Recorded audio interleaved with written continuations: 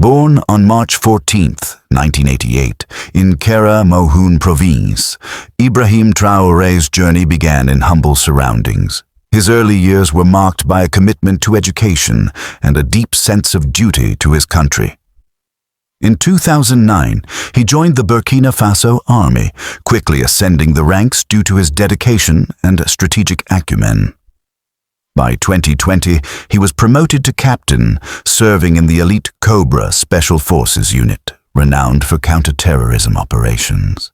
His experiences on the front lines exposed him to the dire challenges facing his nation, fueling his resolve to enact change.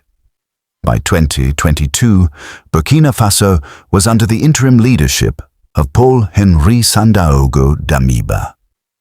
Despite promises of reform, the security situation deteriorated, and public discontent grew.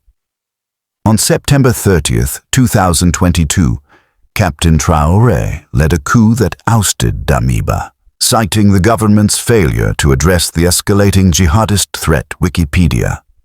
Assuming the role of interim president, Traoré pledged to prioritize national security, restore territorial integrity, and return power to civilian rule.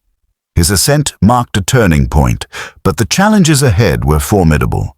Among the myriad decisions Traoré faced, one stood out for its profound impact: the expulsion of French military forces and the pivot towards new international alliances.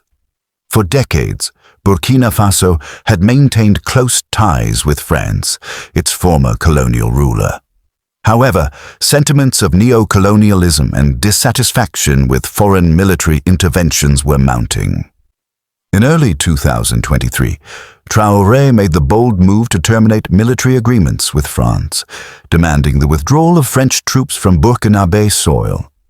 Simultaneously, he sought to strengthen relations with nations like Russia, aiming to diversify partnerships and assert greater autonomy in security matters. This decision was met with both acclaim and criticism, signaling a new era in Burkina Faso's foreign policy. Traoré's vision extended beyond security. He recognized the need for economic independence to truly liberate his nation. Under his leadership, Burkina Faso embarked on a series of reforms. Nationalization of key industries, including the establishment of a state mining corporation to harness the country's rich mineral resources. Promotion of local agriculture, reducing reliance on imports and bolstering food security. Investment in infrastructure, aiming to connect remote regions and stimulate economic growth. These initiatives were designed to empower citizens, reduce foreign dependency, and foster sustainable development. Beyond politics and economics, Traoré championed a cultural renaissance. He encouraged the revival of traditional customs, languages, and attire, fostering a renewed sense of national pride. Educational curricula were revised to include indigenous history and values, ensuring future generations understood and appreciated their heritage. This cultural resurgence aimed to unify the diverse ethnic groups within Burkina Faso, strengthening the social fabric of the nation.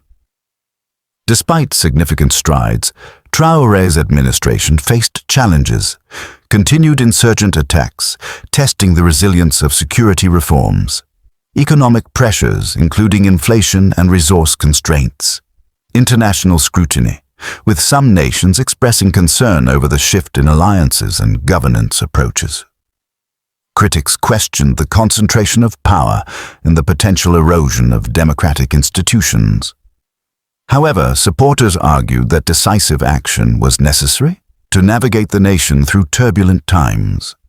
Captain Ibrahim Traoré's decision to redefine Burkina Faso's alliances and assert its sovereignty marked a watershed moment in the nation's history. By challenging the status quo, embracing cultural identity, and prioritizing self-reliance, he set Burkina Faso on a path toward renewed hope and resilience. While the journey is fraught with obstacles, the spirit of the Burkinabe people, under Traoré's leadership, continues to strive for a future defined by dignity, unity, and prosperity.